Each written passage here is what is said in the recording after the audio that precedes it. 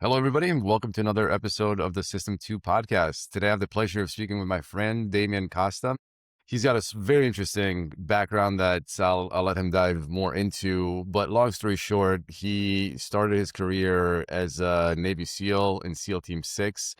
After that, as one does, he transitioned to become a founding member and a partner at the family office of Kevin Plank, who's the founder of Under Armour.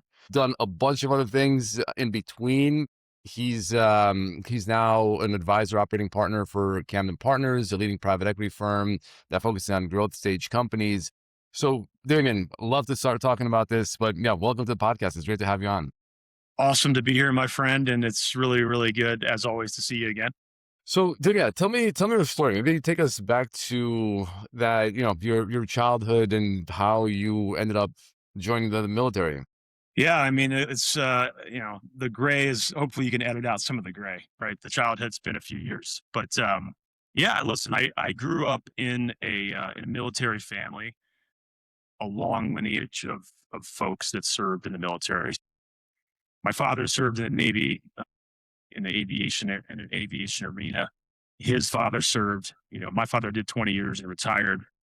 My father's father did 30 years and retired, was in World War II. My mom's father, Naval Academy graduate, did 30 years and retired, was also in World War II. And my father was in Vietnam a couple of times. And so I grew up in a military environment. But again, I think like most young men and women here, you hear the troubled stories, right? Not being able to focus perhaps in class. And, I made the attempt to go to college after high school, and it went very poorly. And so I I hit this moment uh, of unique. It's kind of a unique clarity for a 17 newly minted 18-year old, where I kind of saw my life going in the wrong direction. Right, I was in a small town in southern Maryland, just outside of a naval base. And I had been there my whole life for the most part. I was technically born overseas and spent first couple of years in Italy, but moved here and I didn't really move around at all as a kid. And so, I'm in a small town and I saw, the writing on the wall of being a lifelong, you know, landscaper or something. And not that there's anything wrong with that, but I figured I probably needed to get out of there and make something of myself. And so I followed in the footsteps of a few different generations and decided to join the Navy. And, it went from there. Do you, maybe before we go into that, do you remember any stories from your grandfathers or other people in your family that had served, what that was like for them in World War II and some of the other conflicts, or were they part of that generation that didn't really talk too much about their service? It's a good question. My grandfather graduated from the Naval Academy on December 19th, 1941. And that class was slated to graduate in January, as I've been told, in 1942, and head out to service because I think the United States at that time obviously had a strong belief that they were going to get pulled in to this conflict, right? And so Pearl Harbor happens, and you can imagine they rally the troops, and they're all shipped off to their destinations. And so, as a young kid, I didn't get a lot out of my grandfather. He was a very famous submarine commander. There's a picture of John F. Kennedy behind me, who's watching my grandfather shoot a Polaris missile out of a submarine that he was commanding. And that photograph of JFK was taken exactly 5 days before he was assassinated, right? And so I had these kind of stories, right, growing up, but he didn't talk about it. And then when I became, in the service myself and became a SEAL, we got a deeper bond together before he ultimately passed away. And I did get a lot more. I got a lot more out of him. I got a lot more out of some of the other folks that he served with. But one good interesting story about him is, so now here's this young guy and he graduates from the Naval Academy and he's shipped off to the Pacific Theater, and his initial orders were to the USS Arizona, which was famously sunk in Pearl Harbor. And so they went, okay, well, that's not going to work out. Uh, and he got orders to the USS Lexington, which was the aircraft carrier that was sunk in the Battle of Coral Sea. And he was on it when it sank. And obviously he made it out. But, I did get that whole story from him. It was a unique battle. The Battle of Coral Sea was the first time that ships of opposing forces ever engaged each other with aircraft, and they never saw each other, which was just kind of fun, right? So not fun for the guys there, but yeah. So it was the Japanese. Wait, say I guess they engaged with aircraft, but they never saw the ship? They never saw it. The two ships never actually saw each other, so they were fighting with aircraft, and that was kind of the first time that it happened. The Battle of Coral Sea. So the USS Lexington. So there's a lot of things that came out of that battle.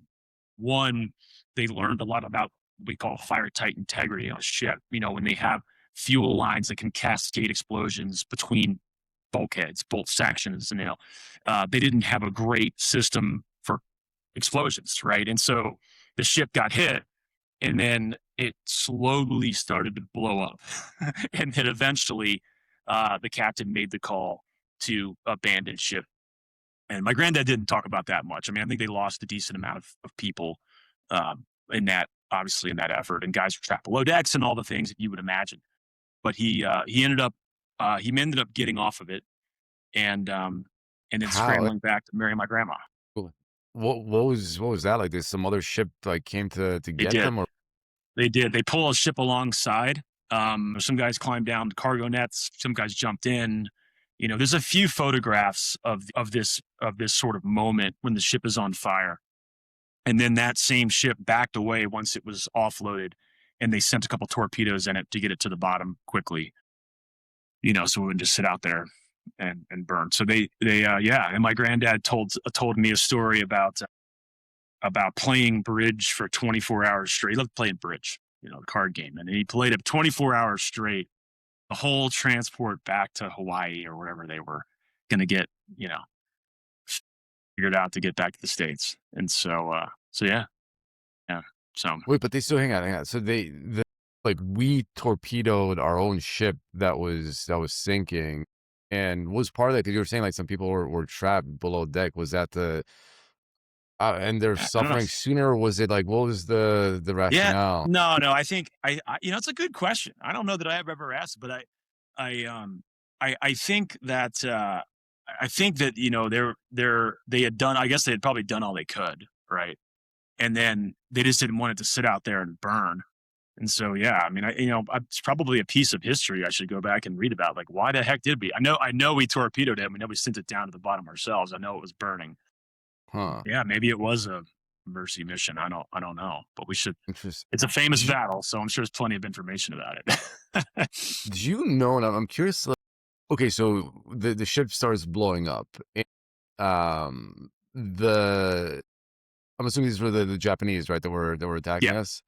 And do they stop at that point, or are you just like once people like stop fighting and they're like in rescue mode trying to get off, like, or do the Japanese like still bomb the ship while people are trying to escape? Well, I think the way the bombings worked back then, and again, I'm definitely not a historian, but you kind of had the fuel capacity for those aircraft to take off, go, drop bombs, and then you're kind of like, you know, out of ammo, right? You dropped your bomb, you go back and you get more.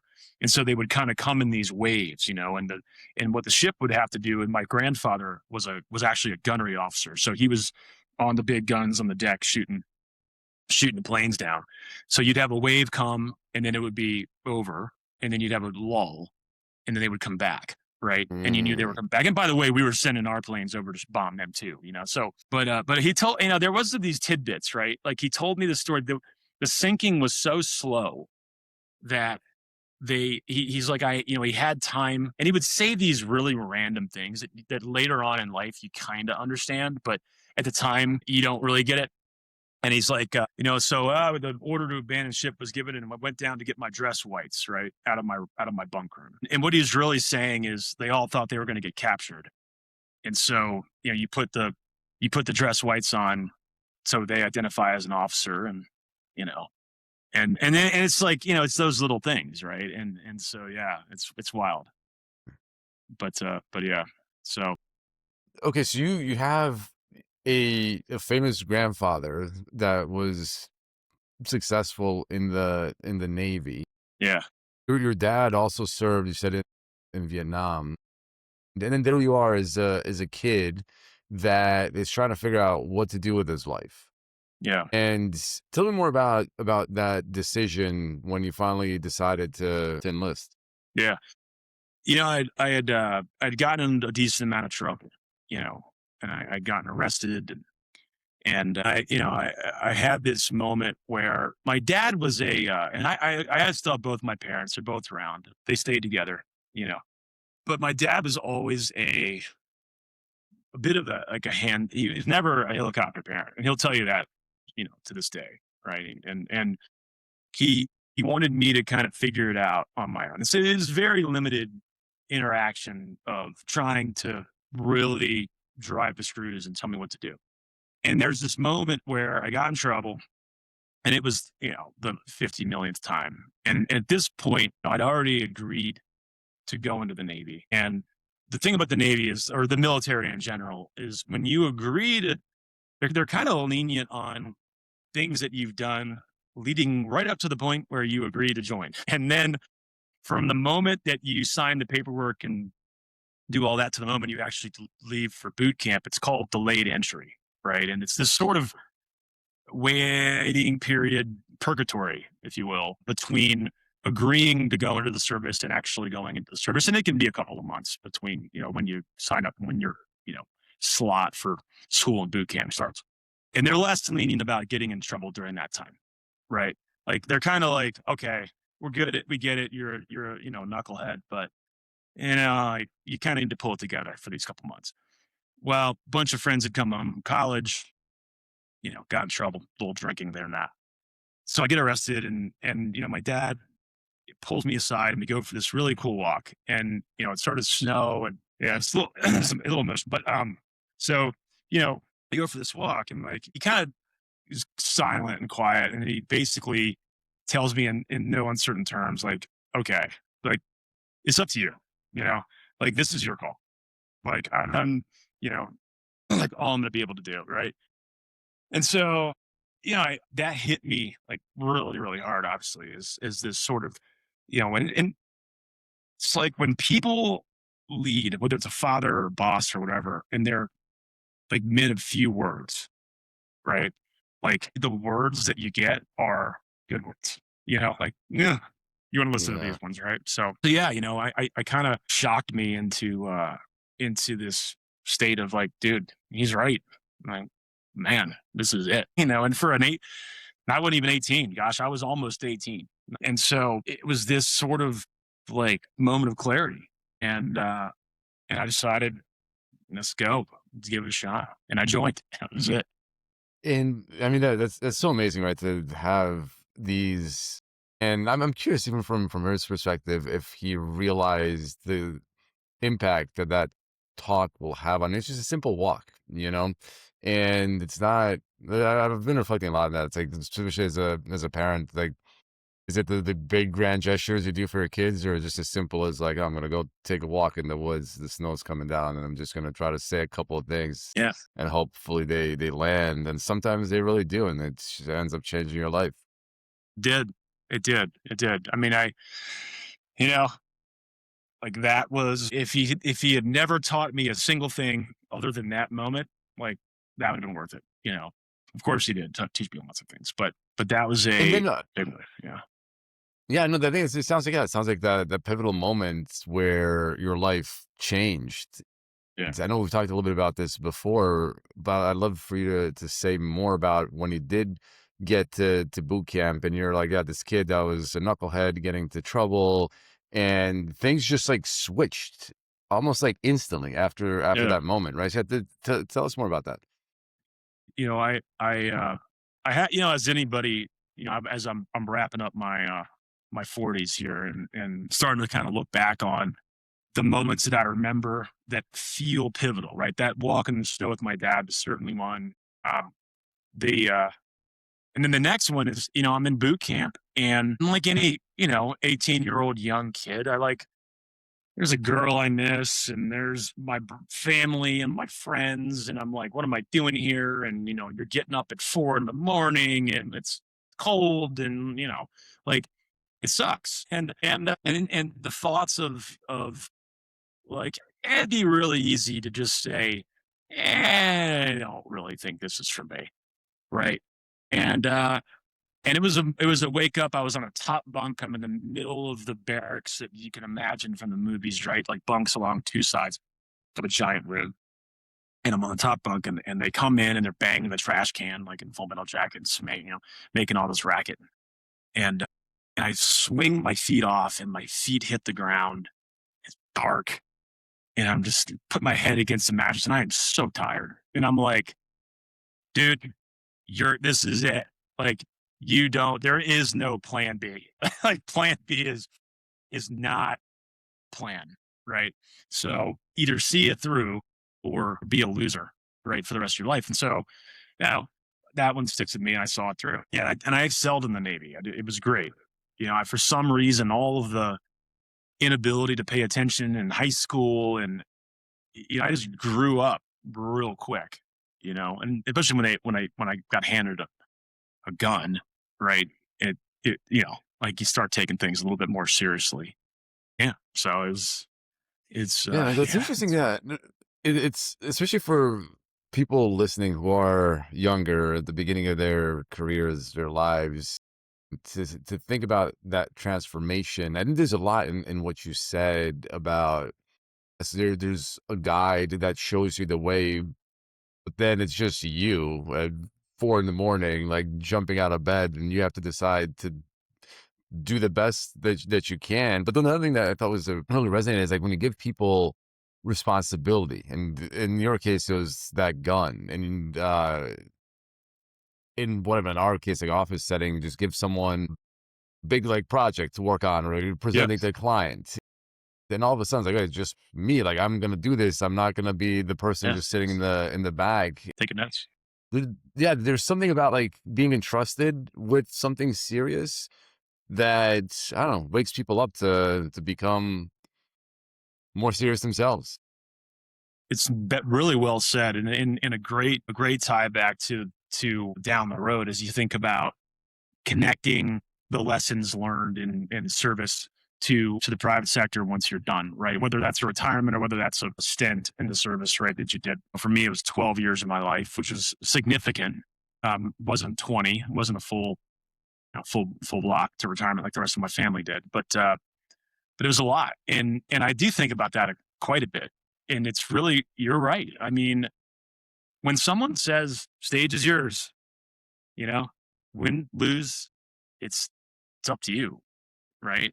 Like that's a powerful moment. And it could be flipping your feet off of a bunk at 4 in the morning. It could be the first presentation you're ever given to a big client. And like if the client is either going to say yes or they're going to say no. And the outcome is largely dependent on what you do, right?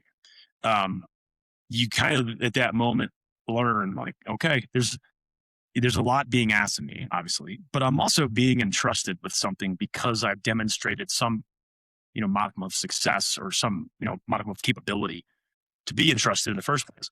Right. And so, yeah, I mean, that's a, that's a strong relation and definitely connection between the two environments for sure. Yeah, and then like in talking about that responsibility and your career in the Navy, tell me more about joining SEAL Team 6. I mean, that's Hell Week, like the whole process. It's notorious, and yeah, like how did you end up there? Well, that team, that kind of goes unmentioned, often. Now it's a little bit more mentioned, but it's sort of at the tail end, right? Like you don't just like join the Navy and then end up at that team. There's a path, right? And for me, I started off. I did a deployment on a ship, and I was immediately sent to the coast of Somalia, right? And this is 1994. We had just had the Black Hawk Down incident was that prior, like Halloween '93 timeframe, and still rather, you know, rough area to be. It still is today. I don't know that things have changed a whole lot in 32, 31 years. Um, but I'm off the coast, and I was manning a 50 cal machine gun on the side of the ship. Again, this is 1994. Okay, this is not post 9/11. And at a moment we had some ships, little boats, kind of zipping around, and we got to a point where I think it's called like red. I've been a long time. It's like red and tight, which is like a status of loading of the gun, right? Like rounds come out of the carrier and they go into the receiver, and you lock and load this thing. And you're kind of like one step away from being red and free, which is like, no, I can shoot this thing, right? So that was like, I'm 18. I'm on a ship and I've got a gun with bullets in it, right? Because there's theoretically small parts. Now, of course, nothing happened and we were fine. And then from there, I went to SEAL training. It was every bit what you would imagine. Nowadays, I mean, you can't really open YouTube without someone telling a story about buds. But and look, we all we all have our own unique experiences through SEAL training. We can all tell a million stories, but they're all going to kind of generally coalesce around one theme, which is like it's really, really long, it's really hard, and it's completely miserable from start to finish. Right? It's if you go straight through, it's 7, 8 months. It's very rare, believe it or not, to go straight through. You tend to get rolled back for a variety of reasons. It could be academic, it could be injuries, it could be performance, it could just be whatever. And there's certain points along the way, like sort of checkpoints that you can make it through, and then you get rolled back to that point in the class prior. But it's about a 2.5 month rewind in training, right? And so it's rare to go straight through. And again, not because of anything that the person did, but it just, things happen, right? So it's really long. And unlike a lot of the other courses in special forces, especially in the military, at no point ever does BUDS become a gentleman's course. It is a kick in the junk from the day you get there until graduation. And then, things are a little different now than they were when I went through 30 years ago. But it gets to be a little bit more of a gentleman's course for follow-on training that allow you to get to a SEAL team and be ready to be an actual SEAL. Like BUDS is not. People conscious popular belief. You don't go through BUDS and graduate and like I'm ready to be a SEAL, right? You just kind of graduate like this person is ready to learn how to be a SEAL. So it's brutal. And Hell Week sucks. Hell Week is I think the hardest part about Hell Week for me was the day it all ended. And you kind of wake up and you're like, oh, I guess I had 6 more months of this crap. Like, holy crap. This is crazy. I thought I was done, and it's demoralizing. But yeah, no, so you get through it, and then you go through a couple other things, and then you kind of, in my day, you got through it. You went through Army static line training. You don't do that anymore. You go through our and then you went straight to a SEAL team and checked in, and you were an abused new guy for a bit, and then do some more training, and then you go to a SEAL platoon, and then you deploy, and that's kind of the path. Tell me more. Yeah, we've touched on this before, but it'd be great to have you talk about it here, which is like the bonds that you form with the other people in your class and the role that this training has on that, and that the misery, the suck has on creating these kinds of bonds. And obviously you've had a successful career after the military as well.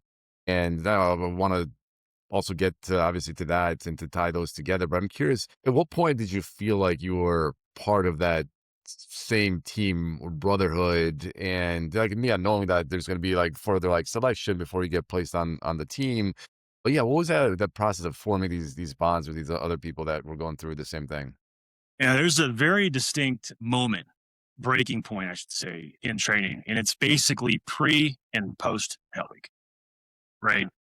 Like pre Hell Week, everyone's kind of keeping their distance, very introverted, just getting your head down. Let's see who's here.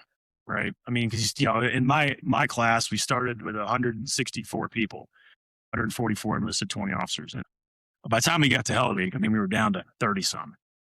It just was that a lot of attrition, and then you get rollbacks and things like that that beat the numbers back up. But of that core group that started, we didn't have a whole lot left. So you never know who's going to be there. You don't really form friendships until you kind of have a feeling like, all right, this guy's gonna make it, you know. But you form these bonds, and to this day, if I saw some of the guys that I went to train with, it could be 30 years since I talked to them, or 25 years, and it would be like we never left, right? I texted a guy the other day I hadn't spoken to in almost 20 years, and it was like, yeah, man, hey. And in my head, of course, he's this young kid. He's now old like me, but yeah. And there's another interesting part. I think it's important for folks to understand about the SEAL teams. And I know this has probably been talked about before, but it's a very unique relationship between enlisted people like I was and officers, right? Like your leadership. A tremendous amount of respect is built between those two groups, but it's mutual, right? And I think if you interview an officer, they'll say the bond that they had with their men was very different, right, than in any other group, where it's this very separated, like commingle, all that. Like in SEAL training, obviously in SEAL teams going forward, officers serve a different role for sure, and there is that sort of spoken slash unspoken gap between the two different groups. However, it it's just unique. And I like hadn't spent some time in the regular Navy before I was in the SEAL teams. Like I can tell you, it's very special, But those bonds are lifelong for sure.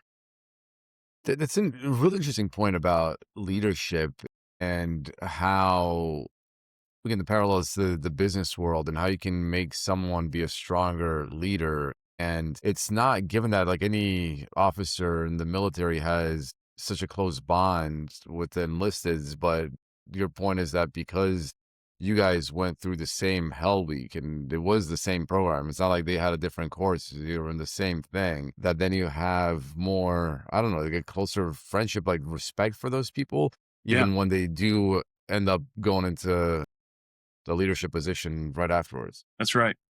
Because we both suffered under that boat, both suffered under that log, we both suffered in the surf, we both suffered. Like they didn't jog next to the boat when we were carrying it; they were under the boat carrying us next to me, and vice versa. And and they saw the same thing as we saw, right? That when someone in Hell Week, you have these you have these moments, as you can imagine, and in the business world too, right?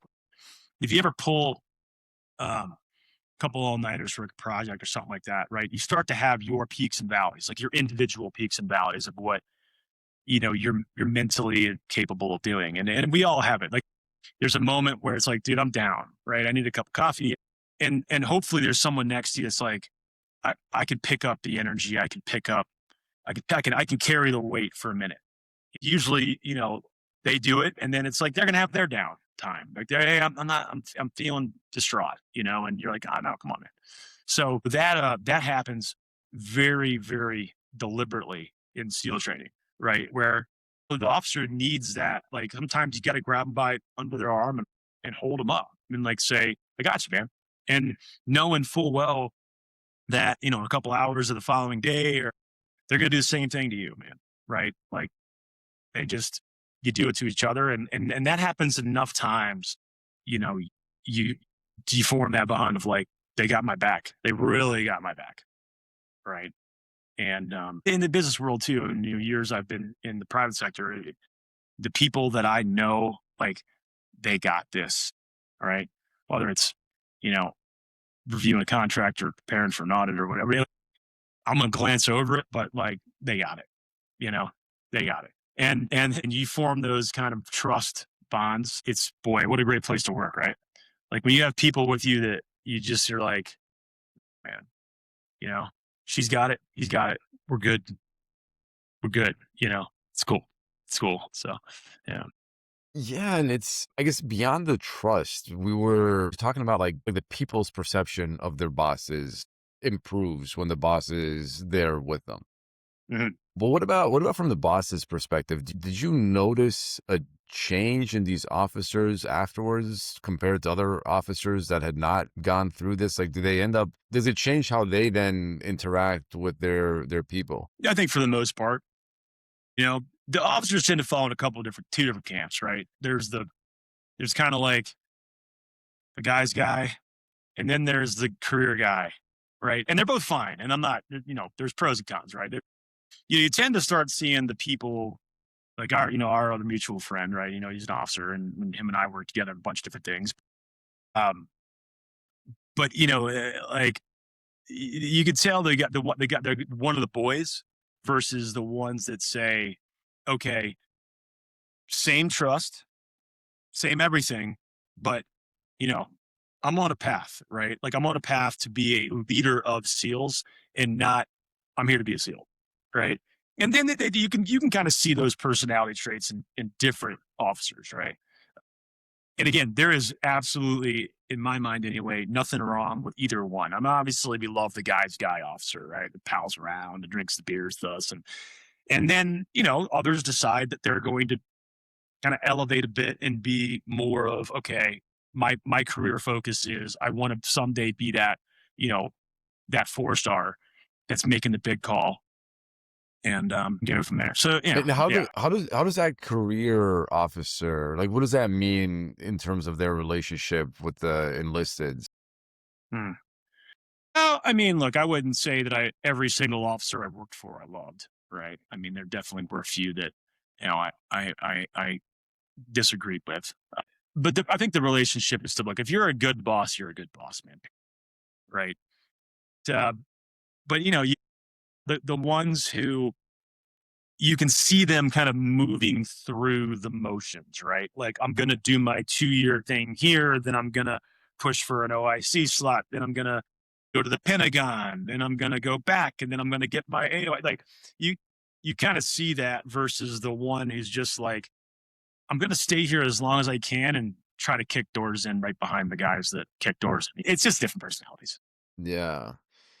Cool. All right. So let's now talk about your transition out of the Navy SEALs. What was that like? And you mentioned that you left after 12 years when Yeah. your family or others are in there for 20. Why did you end up deciding to transition to civilian life? Well, it, so I kind of had mentioned that um, for one reason or another, I ended up in general conflict, for most of my time in the Navy, right? And I gotta, I was fortunate enough, I guess, or unfortunate enough, I don't know, but to to kind of crawl, walk, run, right? And I crawled off the coast of Somalia with a gun that had ammunition near it, right? I walked in Kosovo with a gun on patrol doing reconnaissance right up during 9/11, right? Right. I was deployed during 9/11 and I was in Kosovo with a couple of guys. So we were kind of going in and out there doing reconnaissance right around the time when the whole, conflict with Serbia is happening. So I kind of, now I'm there. Okay. We're face painted and sitting on hillsides and we have real guns and real bullets and we're, doing that. And then, I went to Afghanistan, right? And so, at that point, uh, yeah, it was just a lot to process. It was a lot to process. Um, I started to kind of fall. I don't say fell in love with it, but I just it it was taxing. Put it that way, right? The op tempo, the deployments, and all that. And look, a lot of guys, uh, it kind of at that moment, I think a lot of guys decide I'm in this forever, or I I got to go try something else, right? For a number of reasons. And for me, I was 30 years old and I had just come to this point where all I could see was like endless deployments to places and danger. And like, I kind of felt like, look, I've, I've done a bunch. I'm just going to go do something else. Right. And I kind of got tired of it. And you know, the one thing I was smart enough to realize, I think, was the gravitational pull of regret and, second guessing and all of that once you've made that decision to leave the greatest place on earth in the military, which is where I was. And if you don't completely separate, cut the tether, go to a new place, go start something new, get out, like it's going to suck you back in.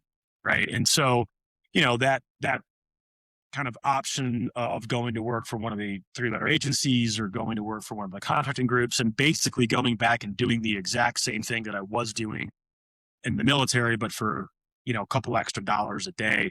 I looked at it and then I just was like, what's the point, right? If I'm going to, and I'm not anybody that decided to do that. It's great. But for me personally, I made that decision. I'm either going to be in the military or I'm really, really not going to be in the military.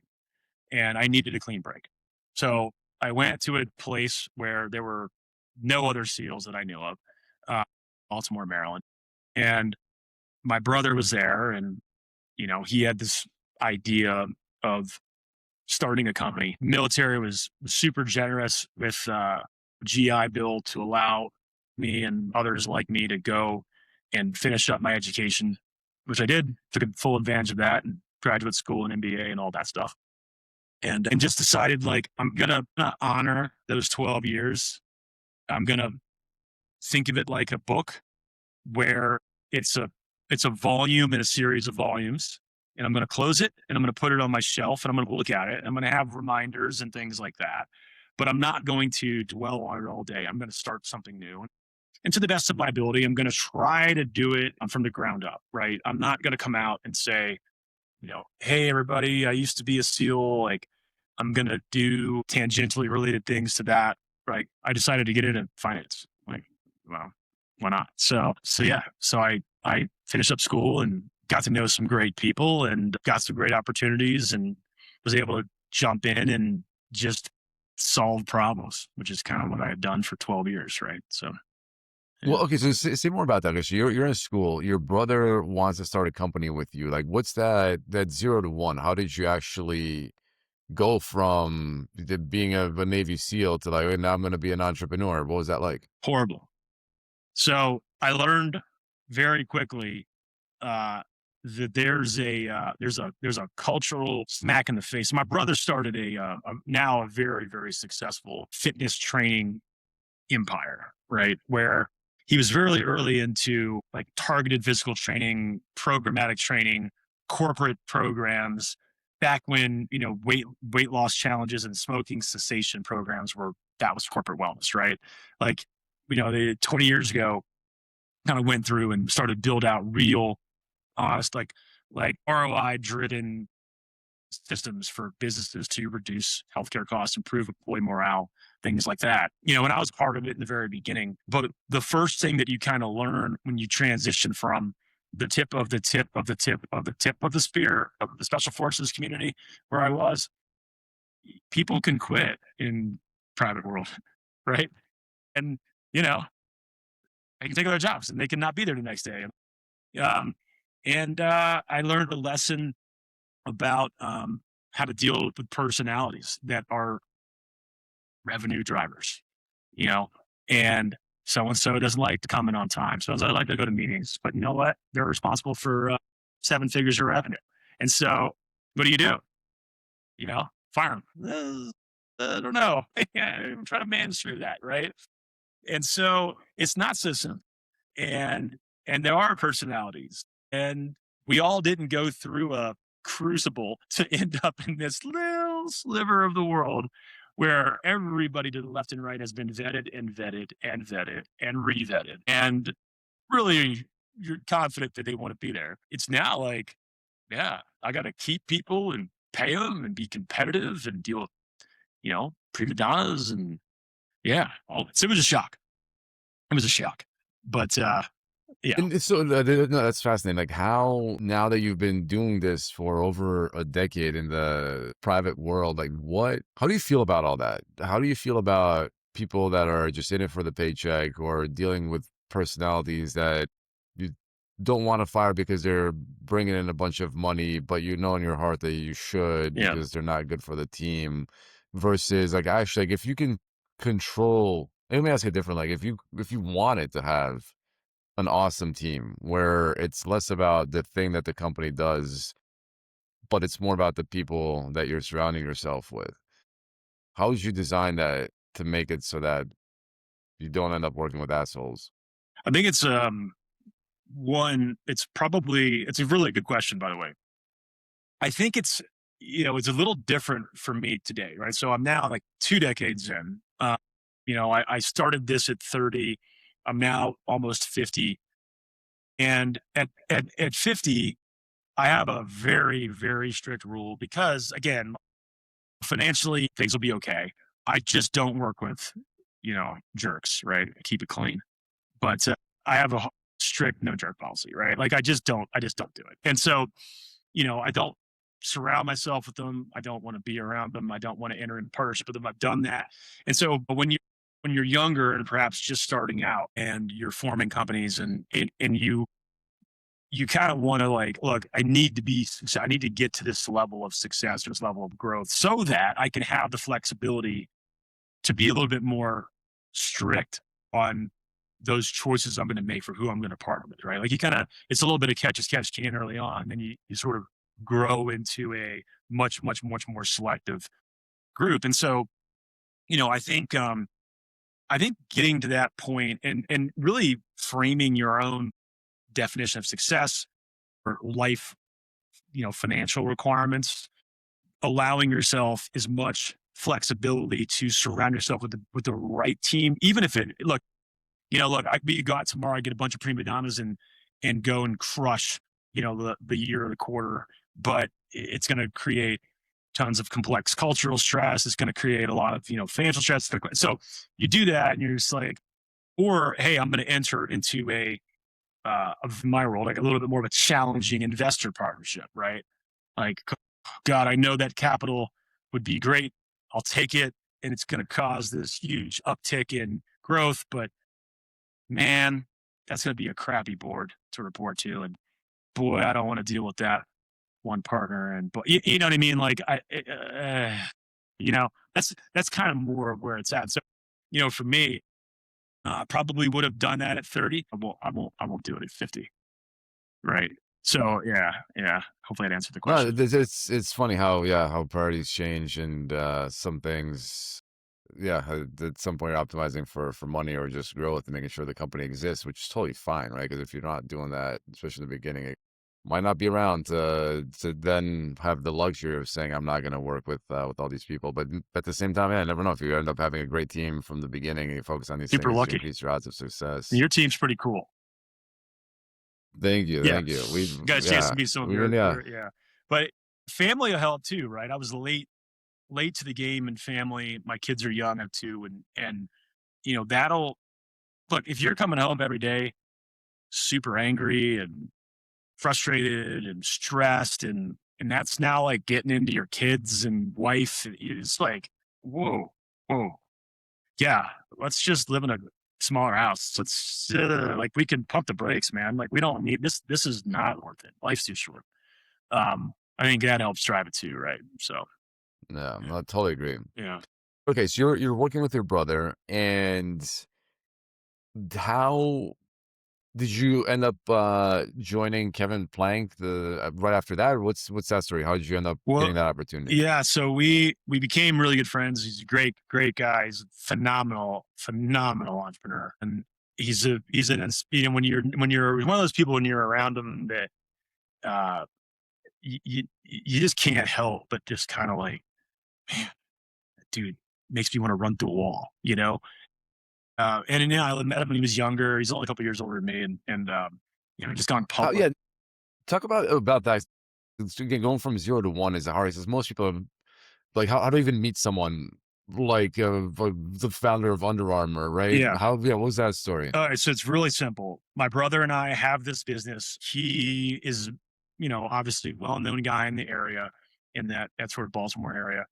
Wants to get in shape, comes in. We build a program for him, and then build a program for people in his company. I mean, clearly Under Armour is a fitness forward thinking brand, right? And so we kind of one thing led to another. What started out as a personal relationship with his and his family's fitness became the company's wellness, became his sort of life wellness, right? And so we formed a fast friendship. He started to kick around the idea of formulating a family office. I had just kind of come out of graduate school, and we had a really great guy in place there who he had brought in to had a more wealth planning, wealth management background. And and so I was brought in because, hey, I've got interests outside of this apparel company, and I love entrepreneurship, and I want to support entrepreneurs, and I want the city of Baltimore to be better. And if that's better, then I can recruit easier to my company, and my stock does better, and so on and so forth. And he just wanted to surround himself with people who would be trustworthy and they could smart enough to figure it out, right? And I was given that leash, and I was super fortunate to be around some really good people. I had 8 years or so of just absolutely incredible experiences, um, and I learned a ton. There was a lot of OJT for sure, but I learned a ton. And we started off with, okay, let's crawl, let's get a few of these projects. And then, as that sort of Under Armour growth curve happened from 2010 to 2016, we sort of rode that wave in the office, and we did tons and tons of stuff. And then, obviously, if you follow the story of the company, there was a kind of a fall from that peak, and we had a lot of lessons learned during that time too. It Yeah, was like all a journey. say more about that. Like, yeah, for a company, right? That yeah, like you're going through this, and it's heyday. You're reaching the peak. Everything's Yeah, awesome. Like the sky's the limit. And then there's a pullback. What was that roller coaster like? it was not great. No, I think we kind of saw, along the way. I developed relationships, obviously, with lots of other family office groups out there, and they had kind of many of them had gone through that, right? And they looked at us kind of like, you'll see. Yeah, you'll see. You think it's always going to be sunshine and flowers and daisies, but like your time will come. You will be tested, and it came. It came, and so it was not great. I think one of the hardest things, and I know if someone were to ask Kevin, you just you want to do the things that you set out to do. You want to do the things you said you were going to do, right? And when you can't, it's it's kind of like, not to make it too dramatic, but it's soul crushing, right? It's soul crushing, and it's just awful because you want to help everybody. You want to do all these, you want to do it and grow it, and it's hard. And so when you have to look at people in the face and go, "Hey, I know we had embarked on this endeavor, but I'm gonna need to wind it down. It's not working." Right. And you do that kind of over and over and over. It's really hard. And so that's kind of where the office ended up getting to at some point. We had a series of events. My partner, the guy who started it all, took off, and good for him. Took another role. And then that sort of, COVID and all that stuff happened. And we just, we kind of all went our separate ways. And we still text each other all the time. And so, definitely love each other and everything like that. But it was good, right? So for me, it became just the next chapter in my life, which brings me to where I got to, right? And I love to just jump off the cliff and see how far it is. And I did it. I left the office. I bumped around like we all did during COVID, and then I picked my family up, knowing that I was a little bit directionless, as we all kind of were. I was sitting at a beach town, 154 steps from the ocean, waking up in the morning and like swimming and riding my bike and doing some work as, consulting here and there, and doing what I do, like helping companies get ready for a sale process. And I was like, this isn't cool. Like, I've always wanted to live in Colorado. You know, I grew up, half my family was in Colorado. My dad's side was out here. It's where I would belong. It's where I want to be. So I grabbed my wife and kid and my daughter on the way, and I moved out here. And, hit the ground, get a text from my good buddy from Camden, a guy named Jason Tagler. And he's like, hey, I heard you moved to Colorado. So did I. We should hang out. And that led to, kind of where I am now, which is meeting lots of great people, doing lots of really cool things, and loving every minute of it. So, yeah. No, that's awesome. So I guess, yeah, say a little bit more about Camden and what you guys are working on now. They're in their sixth fund over the course of, coming up on 30 years. It's basically a fully deployed fund. But what I get to do, which is super fun, is, as an operating partner, I get to go in to companies in a portfolio and work and take a role, which is cool, right? I can identify processes and structures that either are not in place or should be better, and I get to put them in place. I get to help things operate more efficiently. I spend most of my time on the operations side. I've got a great partner who does the exact same thing as I do, but he's a CEO, go-to-market marketing product guy. And so while I am that sort of military process and structure, things can be better, more efficient. He gets to do the big picture growth thing, and together rebuilt a team and a software company, and we've got it into a really good place, and we've built a few other things along the way together, and it's super cool. Yeah, it's super cool. So, and I even got to go back to Kosovo, which is neat.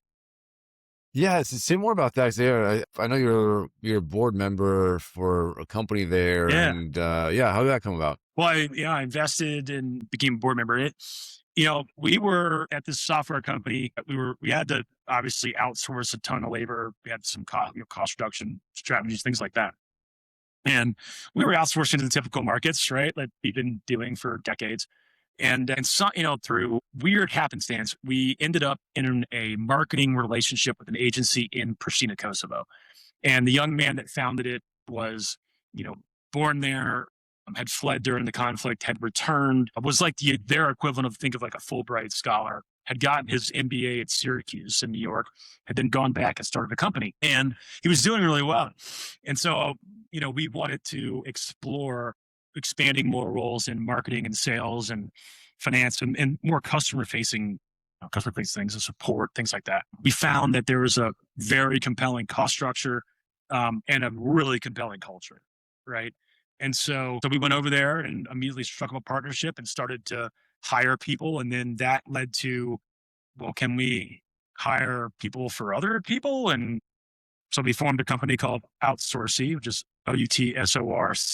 There's no U. And we did that. And now we place awesome people from all over the Balkans and Eastern Europe into all kinds of different companies and all kinds of different roles. And it's early days, but it's a fun company to kind of be looking at from a distance, right? And I don't know, someday maybe I'll spend more time there, but for now it's fun to watch it grow. And so that's awesome. So, and they end up being employees of the companies that they're placed into. Is it more like a recruiting agency, or is it, or they're like the employer of record is you guys? Yeah.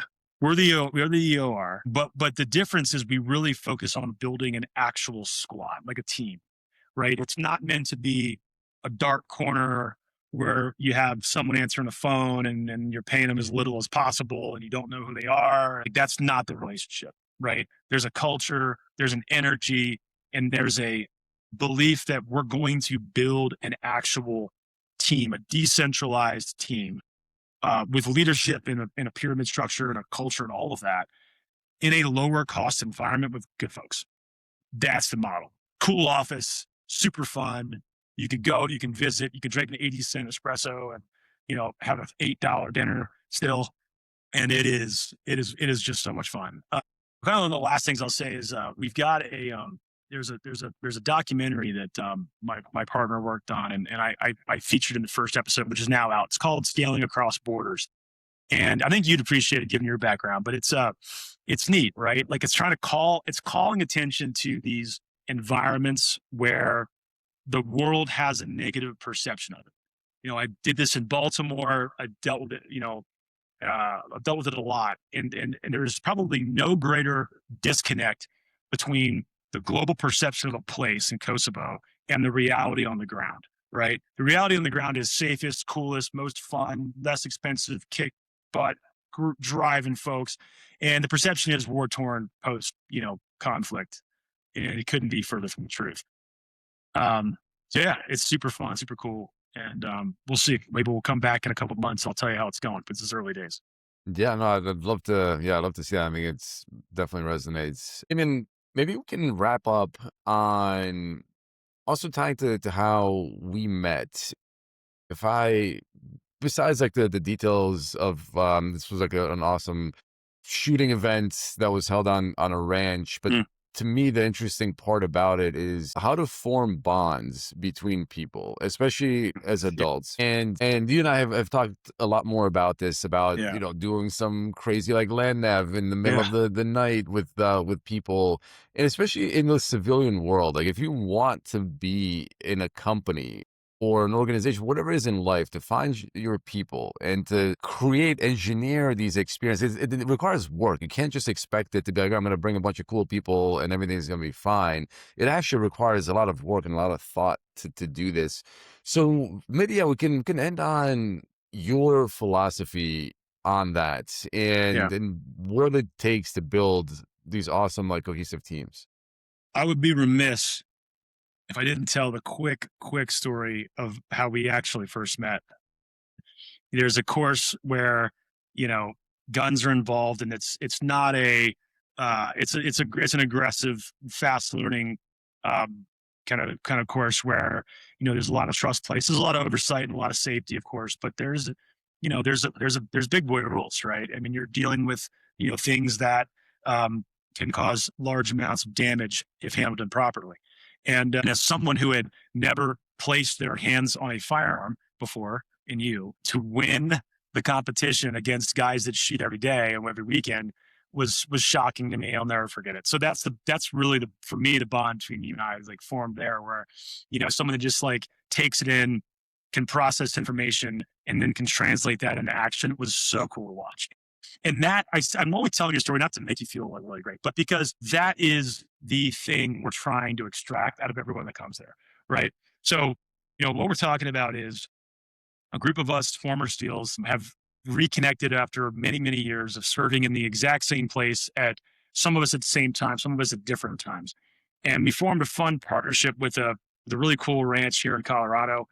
And it's a place where people can come out and in small groups and try to do something that's going to create stress, that's going to create a bit of a chance to bond under that stress, and to hopefully walk away with how did I perform when I was stressed, right? Like in our daily lives today, it's really hard to truly get uncomfortable and do that around other people that you can then form these bonds with, that you can build on and continue to develop if you'd like, right? So like, how do you do that? And when you insert a weapon into this, for example, that by itself is safe as a coffee mug, but when used incorrectly, it can cause fatal damage, right?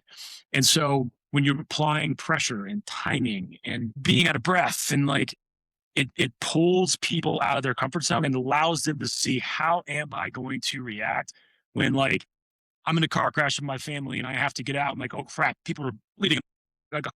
Like, how am I going to react in that situation? And all of us at some point in our careers, the SEAL teams experience that repeatedly, and we're aware of how we would react, right? So can I get someone into that uncomfortable environment to test it? And it's cool. And so we're still, again, early days there as well, but yeah, we're looking for ways to continue to build those bonds, create those environments, and let people walk away going, okay, I know how I'm going to perform. I know what I need to work on. Yeah, no, it was an awesome experience, and Yeah, I'm thanks. definitely gonna come back and Cool.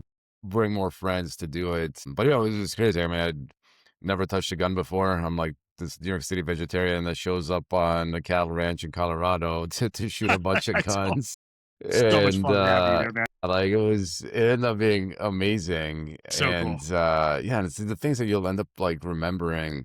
You spend so much time going to like conferences and all these like bullshit things that don't actually end up building the bonds that you are paying a lot of money to actually create between people, and it just does not work.